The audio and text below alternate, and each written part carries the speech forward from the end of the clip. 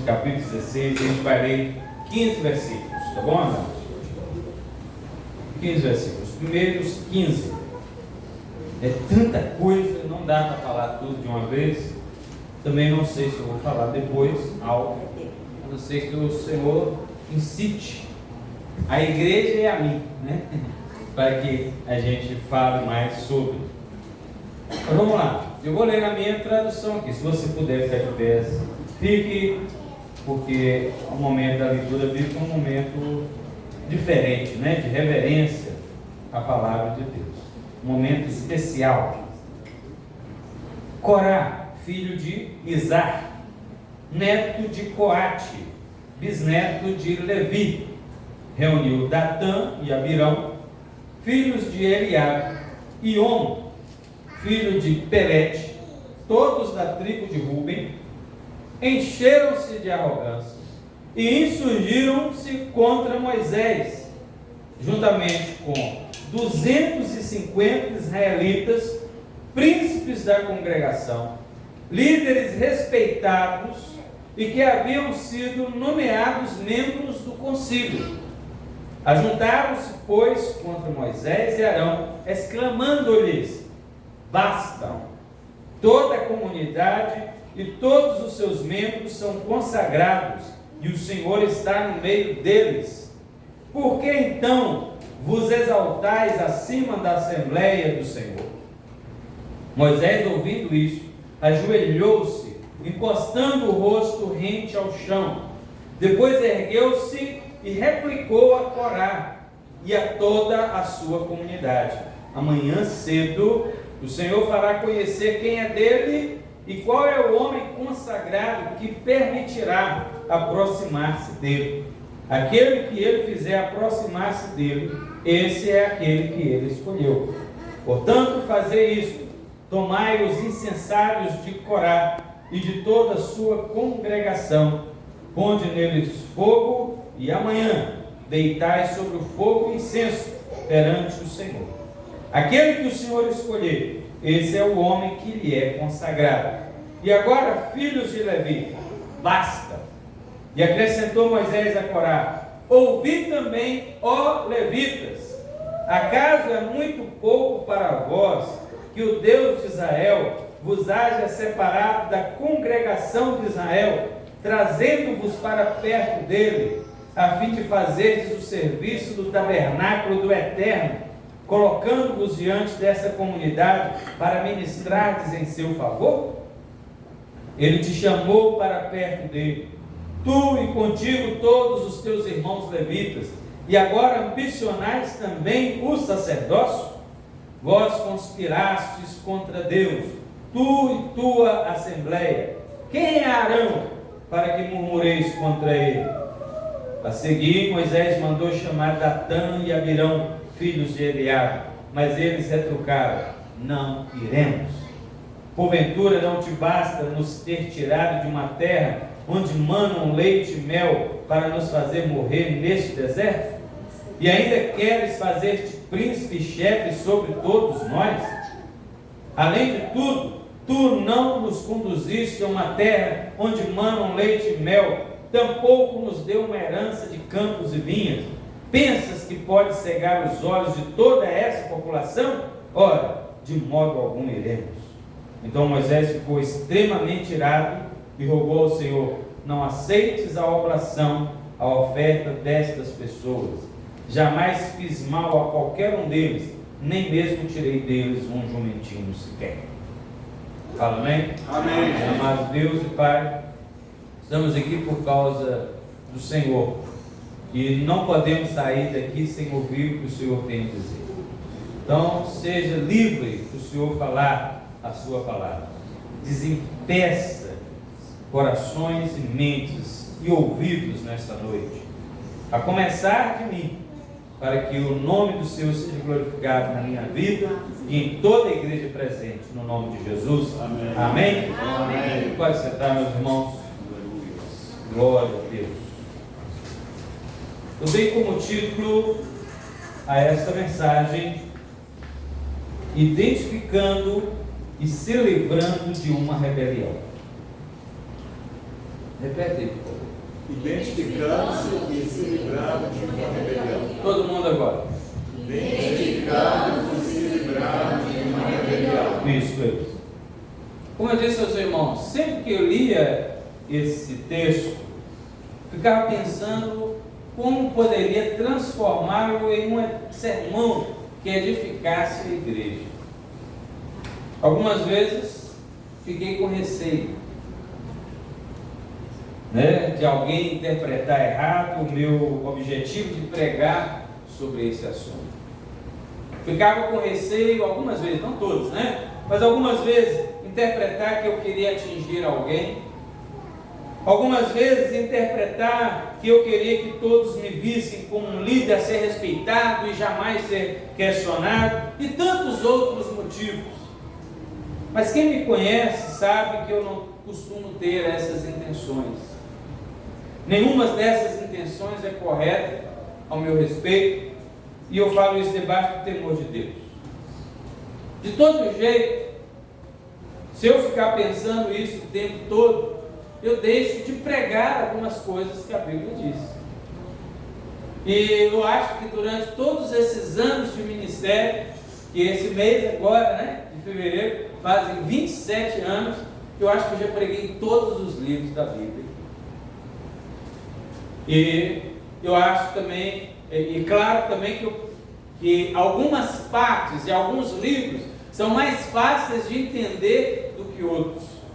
Então, aqueles que são mais difíceis de entender, o pregador precisa tomar muito cuidado ao pregar sobre ele, porque às vezes nem ele entende aquela parte, e ele pode ficar falando besteiras. Mas eu quero chegar ao final do meu ministério e ao final da minha vida, que eu não sei quando é, e dizer diante do Senhor que eu procurei pregar todo o conselho de Deus. Eu uso essas palavras, que são palavras bíblicas, de alguém que falou isso, Se não me engano, o apóstolo Paulo mesmo. Claro que eu não posso me comparar a ele, mas eu tenho procurado pregar toda a palavra de Deus aqui. Mas, meus irmãos, eu tenho então que pregar sobre esse assunto. Mas qual a intenção de falar sobre o assunto rebeldia, rebelião, insurreição? É que a igreja de Jesus, vocês que aqui estão, inclusive eu, não deixe de ser abençoada por causa de uma falha como o que estes homens, Coré, Datã e Abirão, tiveram. Estou dizendo falha usando uma palavra leve, mas o que eles fizeram foi algo muito grave aos olhos do Senhor. E tão grave que chegou a custar a vida deles. Todo mundo conhece essa história.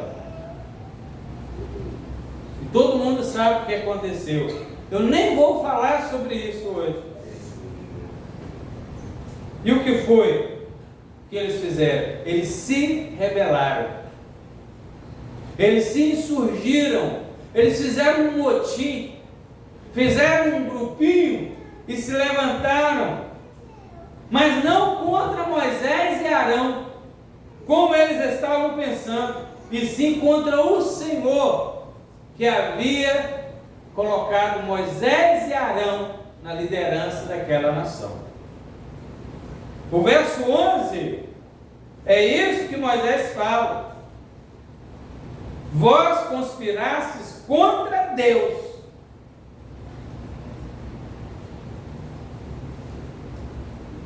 Esse é um texto longo, que cabe muita reflexão, mas como disse, nós não vamos falar todo. Quero analisar apenas as razões da rebeldia deles. Por isso que o título é Identificando e se precavendo e se livrando da rebelião.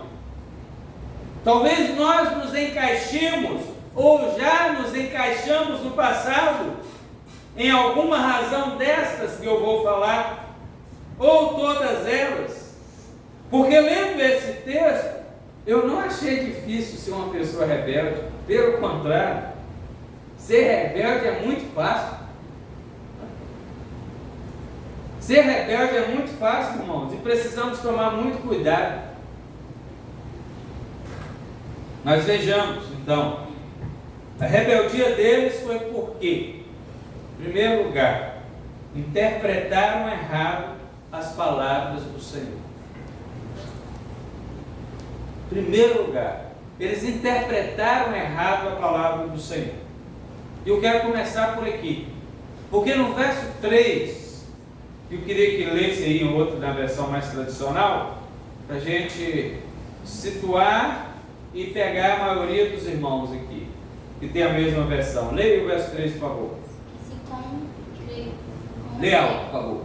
E se congregaram contra Moisés e contra Arão e lhes disseram: demais é já, pois que toda a congregação é santa, todos eles são santos, e o Senhor está no meio deles. Por que, pois, vos levais sobre a congregação do Senhor? Olha, toda a comunidade, toda a congregação, toda a assembleia, todo o povo de Israel é santo. Cada um deles é santo. Então eu quero começar por aqui, porque está no início aí do texto. Essa é uma razão muito comum da rebeldia de um modo geral. Por que os filhos se rebelam contra os pais? Porque acham seus pais antiquados. E aquilo que antes, lá no passado, significava uma coisa, hoje significa outra. Os pontos de vista sobre determinados assuntos mudaram e não se pode interpretá-los do mesmo jeito no mundo de hoje. É isso que os filhos dizem para os pais. Ah, você é velho. Eu achei uma boa resposta semana passada para a Bárbara, esse negócio de velho. Oh, pai, você é velho, você tem 50 anos, Neymar tem 30. Aí sabe o que eu falei, irmãos? Certo? Nós somos velhos. Falei, ó, eu vivi coisas que o Neymar não viveu. E pode ser que ele morra antes de mim. Falei, gente. Não é verdade? Nunca mais ela vai falar que eu sou velho. Pois é. Porque os alunos se rebelam contra os professores? Pela mesma razão. Eles supõem saberem muito mais sobre vários assuntos e que a matéria escolar não é tão relevante assim. Porque a sociedade hoje vive um caos de insubmissão e rebeldia. Todo mundo supõe saber tudo. Todos supõem ter um grande conhecimento sobre todos os assuntos. E hoje é uma liberdade que não tinha antes, porque ninguém possuía o conhecimento correto dos fatos. O mundo, eles dizem, o mundo antes era cheio de superstições, folclores, e tinha o objetivo de frear a liberdade das pessoas. Não é isso que eles dizem? Um exemplo. Antes Deus era visto como um ser sempre irado, revoltado com o erro das pessoas. Qualquer momento ele mandaria um raio na cabeça de qualquer um que insistisse em fazer coisas erradas. Aí o que aconteceu? Alguém resolveu insistir nas coisas erradas e não aconteceu nada desse raio cair na cabeça dele. Isso despertou a atenção dos outros para que andassem nos seus maus caminhos e insistissem. E o raio também não caiu sobre eles. Logo, Deus não é um ser irado, e sim cheio de amor. Aleluia. Você está vendo? Amém nada. Isso é o que eles acharam. Eles estão achando. Eles acham que não importa o que você faz, no fim tudo vai ficar bem com todo mundo. Você está vendo que essa é uma má interpretação da pessoa de Deus? É isso que eles estão achando. Pode fazer o que você quiser, que Deus é só amor. Vai pensando. Eles estão cortando Deus, estão, como é que fala? Retalhando Deus.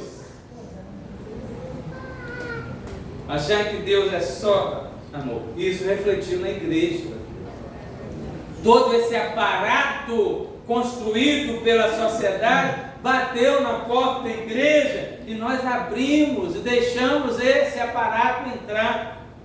Agora podemos interpretar tudo do jeito conveniente a nós. Podemos até mesmo interpretar a Bíblia de acordo com a nossa maneira e de acordo com a evolução da sociedade. Não é isso que eles estão dizendo por aí nas igrejas? O mundo mudou, a Bíblia é esse negócio antiquado, não serve para nós hoje. Olha, irmãos, olha só esse verso, olha o que esse Coré falou: basta, verso 3, toda congregação é santa, cada um deles é santo, e o Senhor está no meio deles. A queixa deles aí, Coré e os outros, vai contra as lideranças de Moisés e Arão, mas o argumento é qual? A presença do Senhor santifica toda a assembleia por igual. Todos são santos sem distinção, como Deus prometeu. E não é isso mesmo? Lá em Êxodo 19, verso 6, o que o Senhor falou? Vamos lá. O que o Senhor diz? Êxodo 19, 6. Quem abriu primeiro, lê. Vocês são um povo separado somente para mim, e me servirão como sacerdotes. É isso o que você dirá aos israelitas. Olha só, todo mundo é santo, todo mundo é sacerdote. Tá certo? É isso? Vai ser? Foi isso que Deus falou? Foi. Todo mundo é santo, todo mundo é sacerdote. Deus de fato disse isso. Mas veja que a má interpretação do que Deus diz leva-os a levantarem uma revolta. E a Bíblia, irmãos, é tão maravilhosa que na hora que alguém se ergue dizendo que ela está ultrapassada, e ela fala de maneira atual. Muitos pastores aí, eu coloquei entre aspas mesmo, e não tenho medo de dizer não. Não tenho receio de dizer que são falsos pastores. Estão dizendo que a Bíblia está ultrapassada. Antes era só o mundo que dizia isso. Agora os que se autodenominam pastores estão dizendo isso também. A Bíblia está ultrapassada. Ela precisa ser revista. Ela precisa ser corrigida. Ela precisa ser atualizada. Mas veja aí, meus irmãos, nunca foi tão atual uma interpretação equivocada como essa que Coré deu. Qual tem sido uma das maiores razões bíblicas de insubmissão e rebeldia dos que se tornaram desigrejados? Essa aí. Todo mundo é santo e todo mundo é igual perante Deus. Vocês estão ouvindo? Amém. Não há maior e menor diante dele. Está certo isso? Claro que está. Então, não preciso de igreja, nem de pastor, e de ninguém que me ensine nada, pois também tenho o Espírito Santo. Olha o que o apóstolo João diz. Vai lá, primeira carta de João 2,27. O que João diz? Pode ler. Quanto a vós outros, a unção que dele recebestes permanece em vós, e não tendes necessidade de que alguém vos ensine, mas como a sua unção vos ensina a respeito de todas as coisas e é verdadeira e não é falsa, permanecei nele como também ela vos ensinou. Olha aí, o que o apóstolo João está dizendo? Olha, vocês que têm o Espírito de Deus, não precisa que ninguém ensine nada. Eles pegam essa palavra aí, não preciso de ninguém para me ensinar. Aí você vai, sabe qual uma resposta você vai dar? Lá no Salmo 32, vai lá no Salmo 32, o verso 9, que você pode responder essa pessoa assim. O que diz lá, Salmo 32, 9? Não sejais como o cavalo ou a mula, sem entendimento, os quais com freios e cabreças são dominados. De outra sorte, não te obedece. Gente, não seja uma jumenta. Não seja como o cavalo, nem como a mula. E o salmista está falando de instrução, do conhecimento do Senhor. Se o apóstolo João foi inspirado a escrever isso, Davi também foi inspirado, está na Bíblia. E agora? Agora que devemos, também, o que é? Agora, qual é a conclusão correta? É que devemos ouvir também os servos que Deus constituiu sobre nós, pois eles são iluminados pelo mesmo Espírito que inspirou os escritores bíblicos.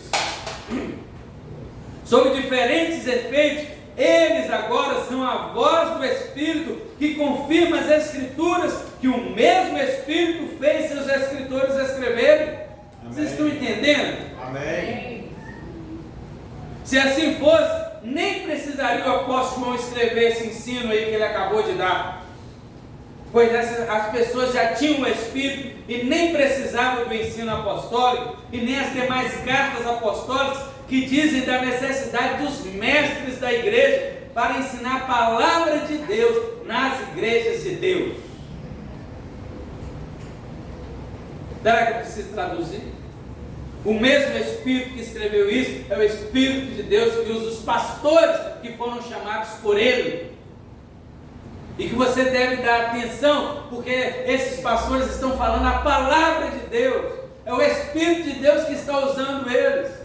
E se você não der atenção a eles, que estão sendo usados pelo Espírito de Deus, você está indo contra a palavra de Deus, você está fora da palavra de Deus. Mas não paramos por aí. O que dizer dos líderes nas igrejas, que também são insubmissos aos seus pastores, e que de tempos em tempos está acontecendo, eles se rebelam contra seus pastores, pelo motivo que for, e dividem a congregação. Abrem a igreja aqui, abrem outra ali. Saiu da onde? Saiu brigado de determinado lugar. Brigou com o seu pastor, ofendeu, feriu o seu pastor, e abre uma porta de igreja e arrebanha os incautos lá da congregação. Irmãos amados, não foram só esses três, Coré, Datã e Abirão, que se levantaram contra Moisés, contra a autoridade de Moisés. Teve mais 250 líderes, que está aí no verso 2. 250 líderes, príncipes, líderes respeitados. Da mesma forma, estes de hoje ou foram ordenados há um tempo e acharam que não precisavam mais de estar submissos à autoridade pastoral, ou uns nem foram ordenados a pastores, mas se auto-intitularam como tais e pensaram que poderiam fazer um trabalho melhor e com muito mais alcance do que o seu pastor.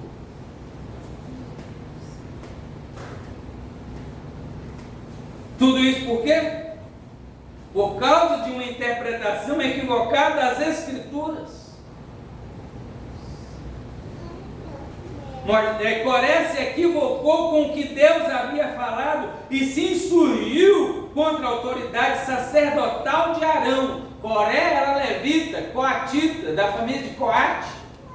Ele se insurge contra a autoridade sacerdotal de Arão e levou Datã e Abirão, que não eram da tribo de Levi, eram da tribo de Ruben, a se insurgirem contra a liderança de Moisés, pois acusavam Moisés de abuso de poder, de assumir a liderança de todas as tribos de Israel. Coate, ou Coré, sendo levita, queriam o sacerdócio. Datã e Abirão não eram levita, foi contra Moisés. Coate contra Arão. Datã e Abirão contra Moisés. Sei lá se eles pensaram que por ser da tribo de Ruben, Ruben era o filho mais velho, né? Alguém dentre os rubenitas é que deveria ser o líder. Vai saber se era por causa disso. O fato é que houve um problema gravíssimo, rebelião. E eu quero terminar essa parte falando o pensamento dos reformadores sobre a interpretação da Bíblia Sagrada.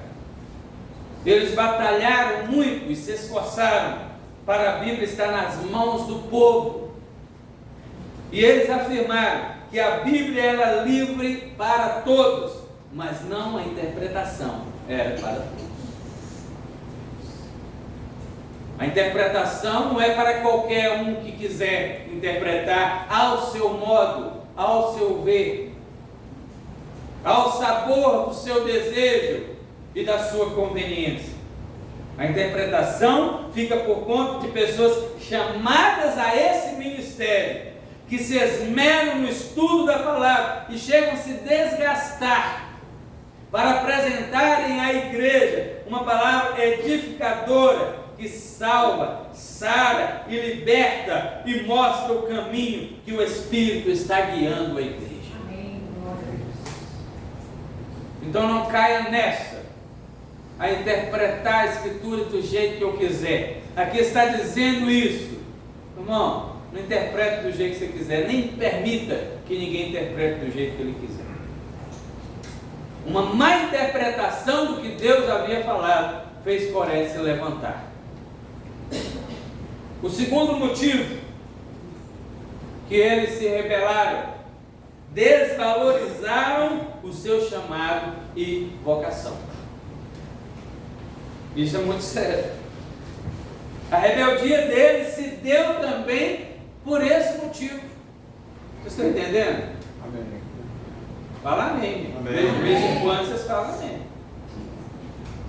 Quando deixamos de dar o devido valor ao que o Senhor nos concede, começamos a olhar as bênçãos e a vocação dos outros com desejo mau,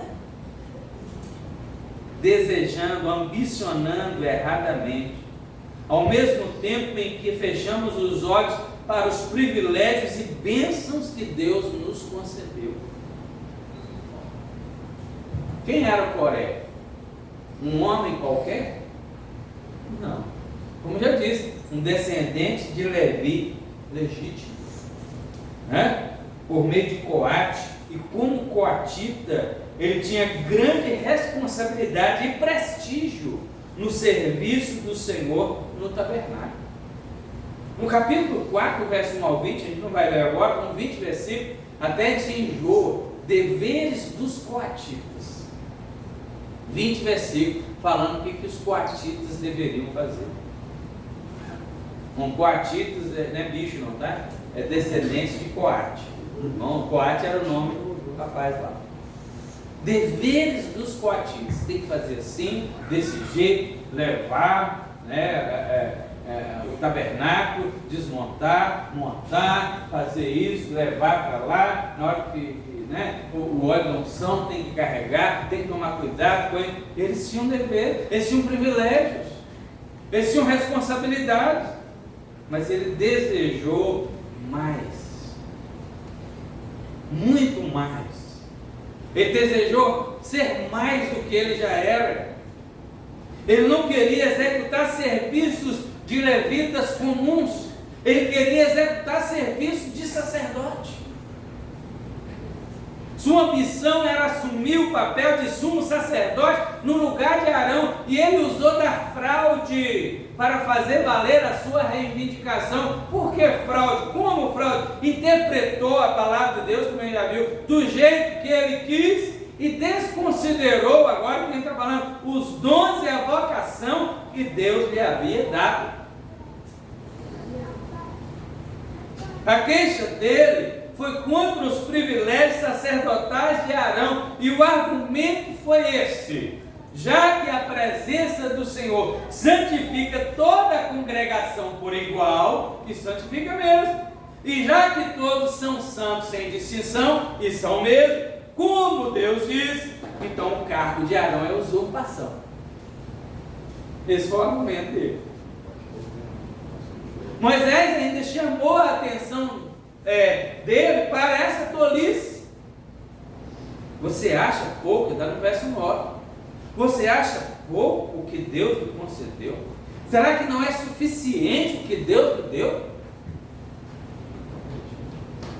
Não só Deus deu dons, não só deu responsabilidades, mas também lhe trouxe para perto dele. Olha o verso dele: ele te chamou para perto dele, irmãos amados. E ainda Moisés falou: vocês acham que estão se rebelando contra Arão? Engano seu, meu filho. É contra o Senhor, porque foi o Senhor que escolheu Arão para esse cargo. Quem é Arão? Moisés responde: ninguém. Quem é Arão? Ninguém, a não ser um instrumento escolhido do Senhor para esse cargo. Você está vendo aí, meus irmãos? Como nós devemos tomar cuidado. Sem querer a gente se rebela. Sem querer, querendo a gente se revolta. Você está vendo que não é difícil se rebelar? Você está vendo que não é difícil questionar, se queixar, murmurar contra a sua liderança? Contra a nossa liderança? Eu tenho gente acima de mim também. E eu pergunto a você, a mesma pergunta que Moisés fez a Coré. Alguém aqui ainda acha que é pequenino perante os outros? Às vezes, uns hinos que a gente canta, a gente está tão acostumado que a gente nem pensa mais. Mas lembra daquele? Quero que valorize o que você tem. Você é alguém tão importante para Deus. Chega de ficar pensando besteira, não é isso que o mundo diz, não, né? Chega de ficar curtindo a angústia do complexo inferior. Ninguém me ama, ninguém gosta de mim. Ó céus, ó vida. Irmão, você é importante para cada um. Todo mundo que está aqui é importante para mim. Todo mundo aqui é importante um para o outro. Amém. Para provar isso, eu acabei de dizer, eu quero que você diga isso para o seu vizinho. Para os dois, você é importante para mim e para a igreja. Fala aí. Vá mais um. Diferente.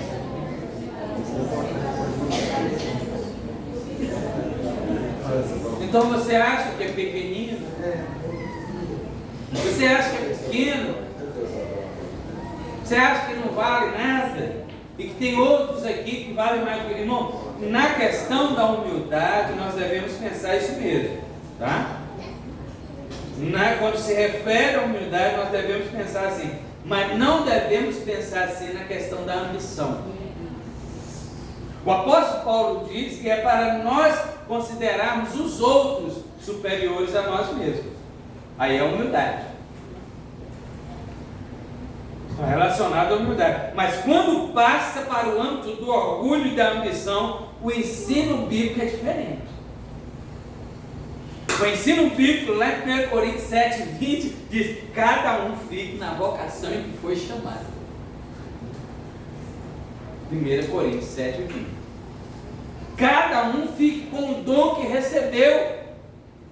E o verso 7 aí do capítulo 7 de Coríntios, que eu acabei de falar, o apóstolo afirma que gostaria que todos fossem como ele. Mas ele sabia que isso não era possível. Isso aí a gente vai ler. Capítulo 7, versículo 7 de 1 Coríntios. Pode ler em alto, bom som. Realmente eu gostaria que todos fossem como eu. Porém, cada um tem um dom que Deus lhe deu. Um tem um dom, outro tem outro. Então tá aí, ó. Eu gostaria que vocês fossem como eu, mas eu sei que um tem um dom e outro tem outro. Eu só gostaria, mas eu sei que não é possível. Claro que o apóstolo estava falando de um determinado ponto, de algo específico, né? Aí, mas podemos estender um pouco mais para outras vocações e chamar. Posteriormente, o apóstolo Pedro também disse a mesma coisa, em outras palavras, no capítulo 4 da sua primeira carta, no verso 10. Ele diz: administre o dom como você recebeu. E como bons dispenseiros da multiforme graça de Deus. O que é multiforme, gente? Várias, muitas formas. A graça que Deus despende a você é diferente da graça de Deus que despende a outro. Uns têm mais capacidade para receber por várias razões, outros têm menos por várias razões. Um se prepara para ir para o culto, outro não se prepara. Um vem para a escola bíblica dominical e desde manhã ele já fica cheio, né, das coisas de Deus, ouvindo as coisas de Deus, outros só vão à noite. Um fica preocupado com a oração e vai ao culto da oração, ele ora também quando ele está só. Outros não, acham que não precisam fazer isso. Então quem está mais aberto, mais ligado com as coisas de Deus, esse tem mais capacidade de receber maior graça de Deus. Isso é o óbvio. É o óbvio não só nas coisas espirituais, das coisas materiais, nas relações sociais, também é assim.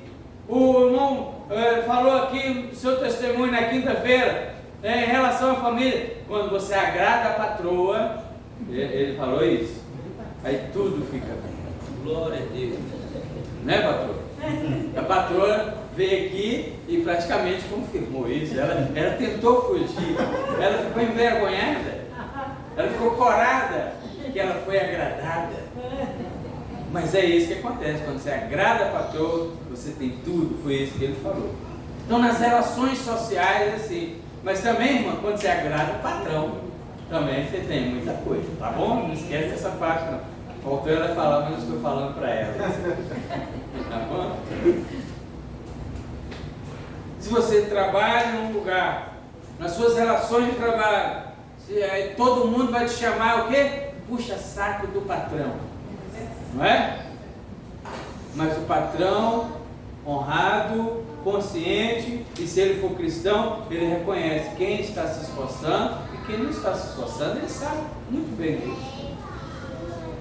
Nas relações familiares, como nós acabamos de dizer, nas relações sociais, de um modo geral, nós podemos dizer isso, e também nas relações com Deus. Quanto mais você se prepara, você recebe mais graça. Quanto mais você está afim de Deus, quanto mais você se mostra dependente de Deus, quanto mais você deseja Deus, Deus vai te enchendo. Deus te enche mais do que outros. Isso é normal. Quanto mais você busca, mais você tem de Deus também. Aleluia. Amém. Então, tenha contentamento com a graça que você recebeu, sem ambicionar a graça que o outro recebeu, pois senão seu problema vai ser com o dono da graça. Os privilégios dos levitas eram grandes, a serviço do Senhor e da congregação. O próprio Deus tinha dado a eles essa graça, mas Coré e alguns mais não ficaram satisfeitos. Eles queriam outra coisa. Ao reclamar também do sacerdócio, né, rebelaram-se contra o Deus que escolhe. É Deus que escolhe. E em vez de darem graças pelo que haviam recebido, protestaram porque não lhes foi concedido mais. Lembra que eu falo de vez em quando aqui isso? Ao invés, tem gente que murmura tanto que ao invés de agradecer o que tem, reclama do que não tem. Ele esquece do que ele tem e passa a reclamar do que não tem, do que falta. Mas isso podia ser assim, isso deveria ser assim. Eu podia ter isso, e se isso fosse assim, eu teria conseguido isso. Mas o que você já tem? E o que Deus te deu? Você reconhece como graça do Senhor? Se reconhecer como graça do Senhor, a Bíblia manda a gente ter contentamento. Amém. Glória a Deus. Amém. Por essa razão, o que aconteceu no fim das contas?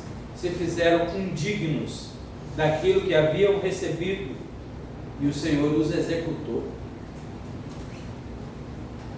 Não vou, como eu disse, eu não vou entrar no meio da questão da execução. Todo mundo aqui sabe, você pode ler quando chegar em casa para refrescar a sua memória. O Senhor os executou ali mesmo, no outro dia.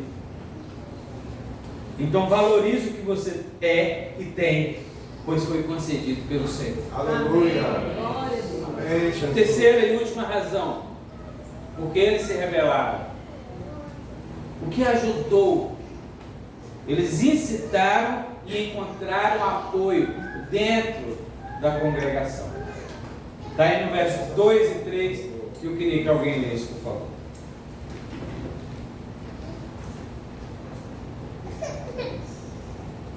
Quem não leu pode ler, versos 2 e 3.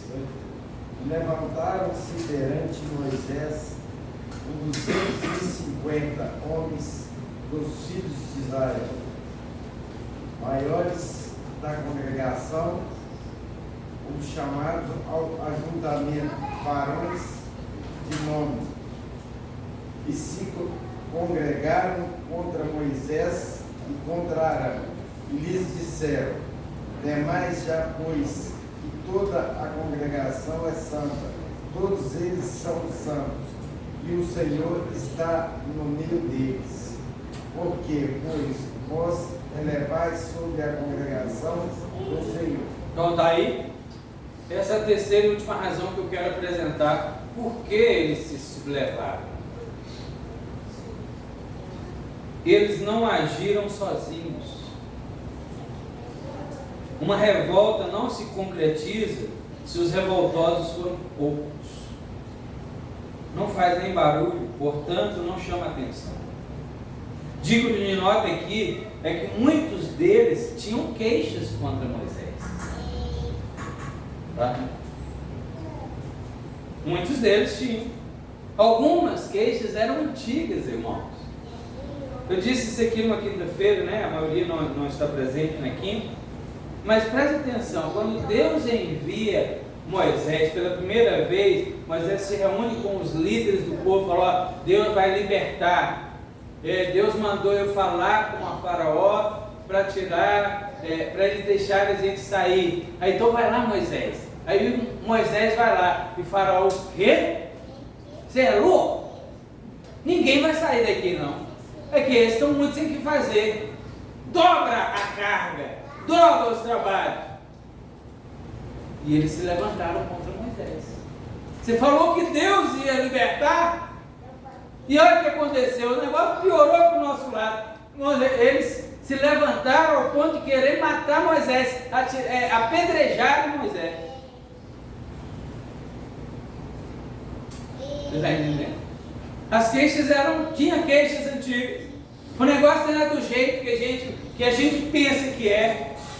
O negócio não é do jeito, nossa, que legal, Deus fez isso. Ah, mas quem estava na pele lá de Moisés sabe.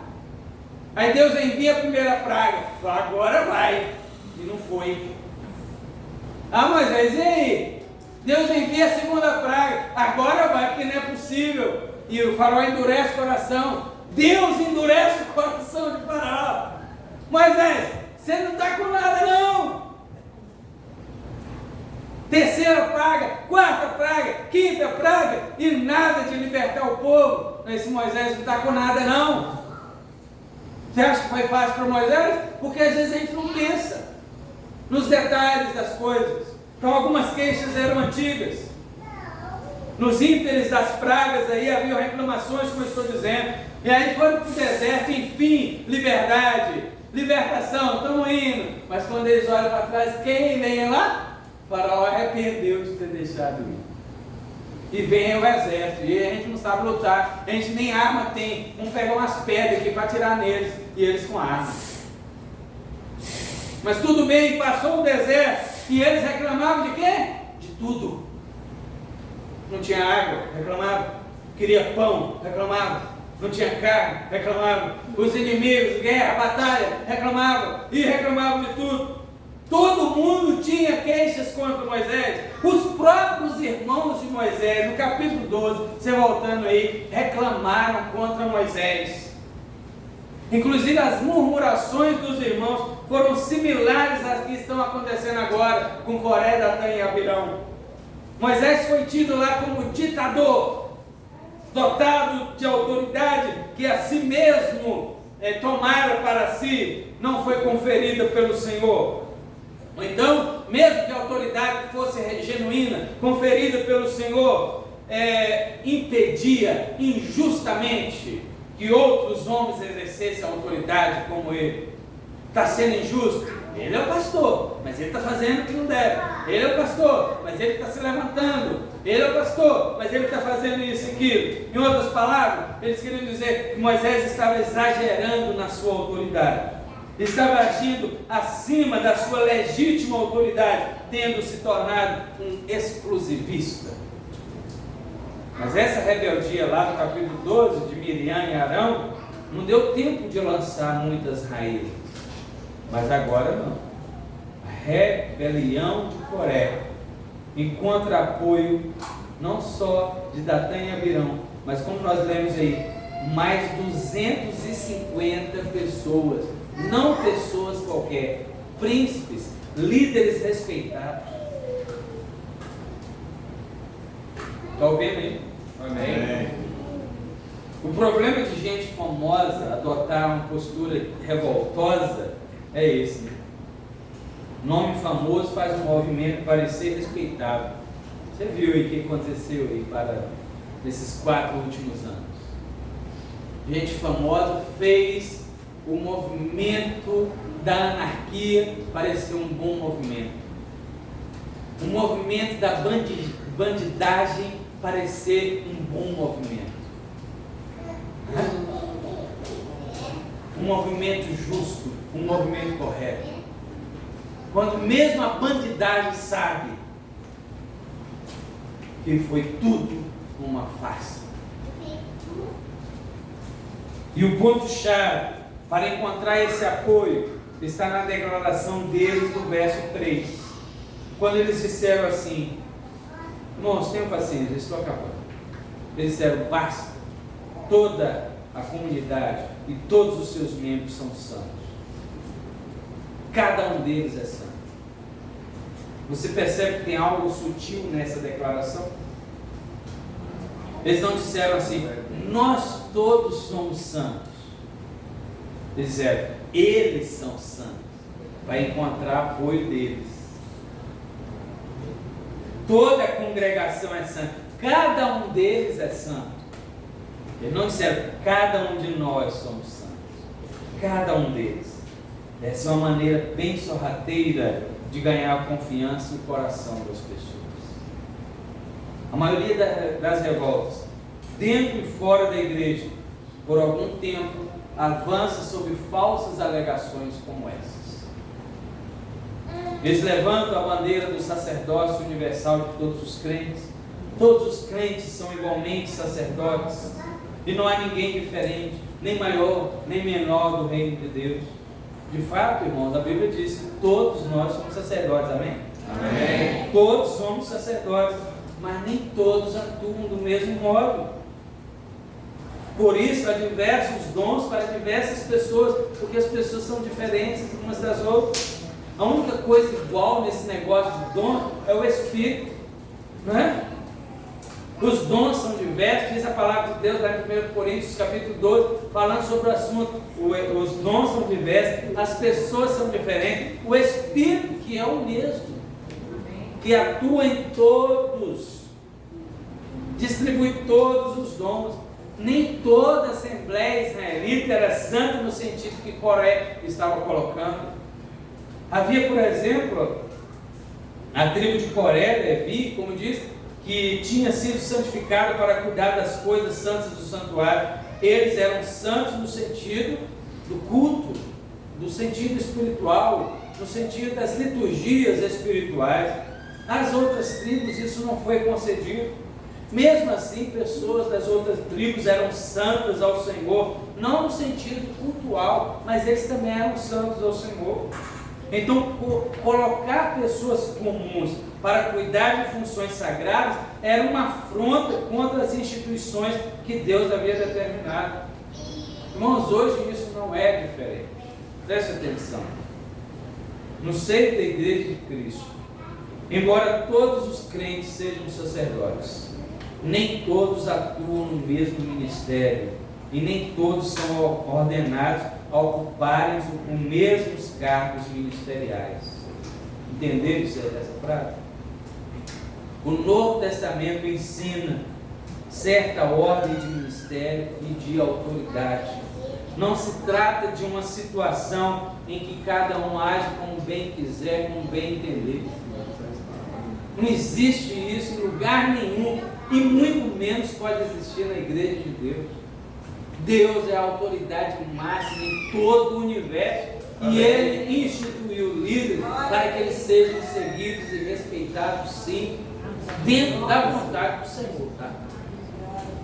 A rebeldia de Coré incendiou outros corações. Olha agora, ao ponto de Moisés mandar chamar Datão e Abirão no verso 12, eles dizerem o quê? Não iremos.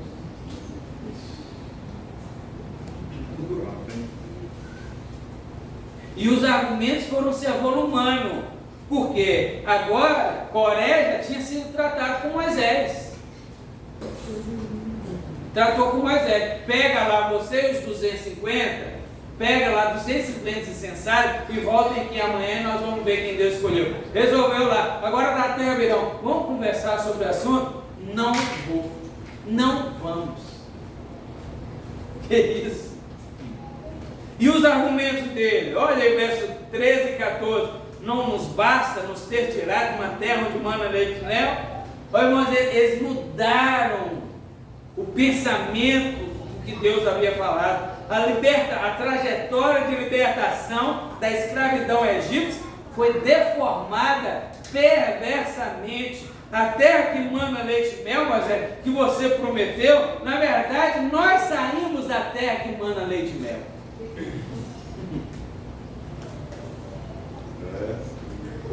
O deserto que você está nos conduzindo é um lugar de morte. Olha aí, você nos tirou da terra que mana leite e mel para nos fazer morrer nesse deserto. Você, Moisés, agora o verso 14, não tem capacidade de cumprir o que prometeu. Você não nos conduziu a essa tal de terra que mana leite e mel. Então, de modo algum, nós iremos. Meu Deus. Em outras palavras, Moisés não estava sendo o líder que o povo havia esperado. Isso que eles disseram. Falhou em todos os pontos. Então, era claro que ele tinha que ser substituído por outra pessoa. Então eles não iam lá. Eles não iam nem mesmo conversar com Moisés a respeito. Irmãos, e aqui fica para nós um alerta. Temos que saber o que está acontecendo antes de falarmos qualquer coisa a respeito de alguém que o Senhor chamou. Veja que a Bíblia diz: contra um presbítero. Quantos presbíteros temos aqui? Só um. Mas pastor também é presbítero, né? Contra um presbítero, a Bíblia manda que nós não aceitemos nenhuma reclamação, a não ser com no mínimo 2 testemunhas. Porque você já viu como é que, não é só contra o presbítero, até contra qualquer pessoa. Você já viu como é que cabe uma conversinha fiada? Na hora que chega lá na sua casa para conversar fiado de alguém da igreja, primeiro você fala, vamos orar pela pessoa, a pessoa já fica toda sem graça. Mas não é isso não. Vamos chamar a pessoa aqui para a gente conversar junto? Ah não, hein? Não, eu não quero que ninguém saiba. Acabou. Porque se ela for na casa de outra pessoa e a pessoa fizer a mesma coisa, ela vai parar com a conversa fiada. Né? Então, antes de você saber o que está acontecendo de fato, você ouviu falar, foi de quem? Foi de terceiros, foi de quintos, foi de décimos.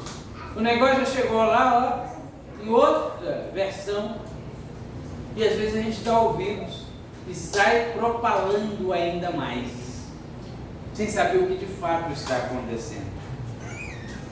Meu pai tem uma história. Antes da gente vir para Belo Horizonte, uma situação parecida, ainda na igreja lá na Bahia, onde a gente era. A igreja estava passando por um momento difícil. As igrejas da mesma denominação não estavam se entendendo. Muitos estavam dividindo a igreja em várias cidades, várias congregações. E meu pai chegou, eu já contei isso para os irmãos aqui durante a semana, que é mais prático, né? Quando a gente conversa com uma escola bíblica.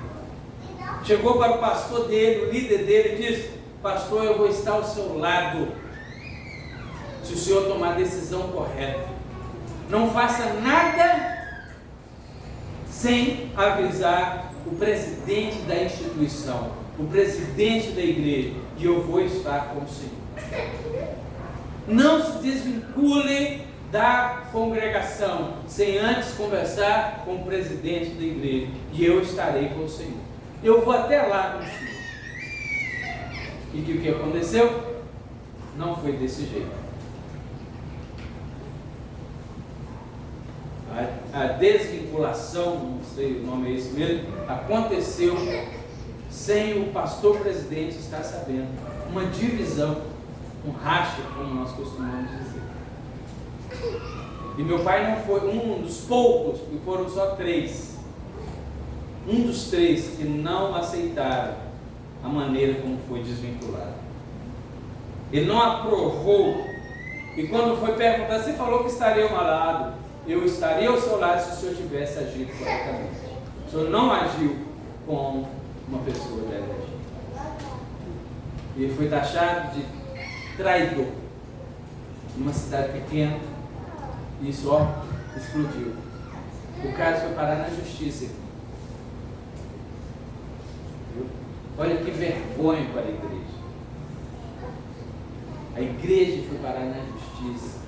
E vários membros foram convocados pelo a juízo, para deporem sobre os acontecimentos da igreja. Olha que vergonha.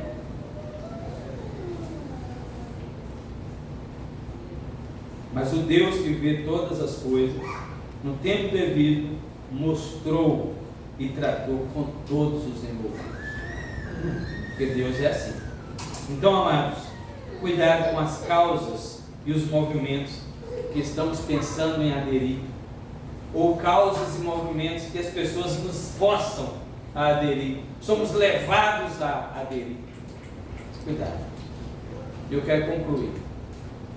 Essa rebelião contra Moisés e Arão, ungidos do Senhor, tiveram como incentivos algumas fraquezas humanas que sempre são catalisadas pelo diabo. Sempre as fraquezas humanas são pegas por Satanás para fazer o trabalho que ele quer que seja feito. Inveja, arrogância, presunção, avareza, atrevimento, desrespeito e, acima de tudo, falta de fé em Deus.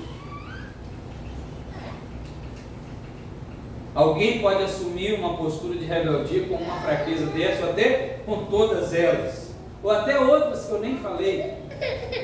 Várias outras rebeliões são explicadas com o desejo de ver certas coisas acontecerem na igreja e não estão acontecendo, bênçãos que não estão chegando, que deveriam chegar. Esse pastor aí não está com nada, não. Progressos que não estão acontecendo numa igreja, etc e tal. Vamos sair, vamos fazer dessa ou daquela maneira. E a rebeldia está hoje popularizada dessa forma, na desconsideração e desvalorização de uma liderança que foi estabelecida pelo Senhor. Mas, irmãos, mesmo assim, com falhas que os homens têm, e Moisés também tinha, mesmo assim foi Deus que colocou Moisés na liderança, mesmo com as falhas dele. E antes que alguém se questione algo, já respondo: nem toda liderança que existe hoje foi colocada pelo Senhor, não, tá? Nem toda liderança eclesiástica, toda essa pastorada que estamos vendo por aí, uma proliferação agora de pastores e pastoras, nem todos eles foram colocados pelo Senhor, não. Há muitos deles que se auto-intitularam pastores, bispos, missionários e evangelistas, sem que tenham passado pelos testes mínimos que as Escrituras mandam que eles passem. Cuidado com o que você ouve na internet, quem você está ouvindo na internet. A pastora tal, pastora não tem na Bíblia. é o pastor tal. De onde que é ele? De onde você conhece ele? Ele foi ungido por quem? Ele foi ordenado por qual autoridade? Quem deve fazer esses testes para que sejam líderes? Os pastores deles. A Bíblia diz: vocês provem primeiro, para ver se eles fazem teste, para ver eles se tornarem líderes. Insubmisso nem aceita teste. Gente insubmissa nem aceita teste. Só por aí já vemos que eles são reprovados. Mas a rebeldia deles dá aso a que se auto-intitulem e abram em suas próprias igrejas, mas não debaixo da aprovação do Senhor. E o povo, sem noção nenhuma, vai seguindo, vai ouvindo. E eles falam bonito, viu? Não é tudo que eles falam que é errado, não, tá? Não estou aqui falando que eles não prestam, que tudo é falso. Não. A falsidade, ela vem misturada com a verdade. A mentira sempre vem misturada com a verdade. Porque se for só mentira, você já rejeita logo e sai vazado. Então preste atenção. O povo sem noção segue esse livro. Dito isso, aquele que o Senhor colocar na sua liderança, segue, irmão. Porque Deus não errou, não. Deus colocou ele na liderança, então segue. Você pode até encontrar alguma falha nele. Agora serve para mim isso. E se você olhar para mim e perguntar a Adriana e ela for sincera, ela vai falar muitas falhas minhas. E até algumas que eu me envergonho e que eu não conto para ninguém. Só Deus que sabe. E eu. Como eu sei que cada um de nós tem, tá? Mas esse livro vai chegar no fim do percurso. Ele vai chegar à glória celestial. Amém. Sabe por quê? Porque Deus não erra e foi Deus que chamou ele. Deus não erra e foi Deus que convocou ele. Pode seguir a ele se foi o Senhor que o chamou. Amém? Amém. Então essa é a palavra de Deus hoje. Que o Senhor te abençoe. Amém. Fique de pé. Vamos orar. Quero orar.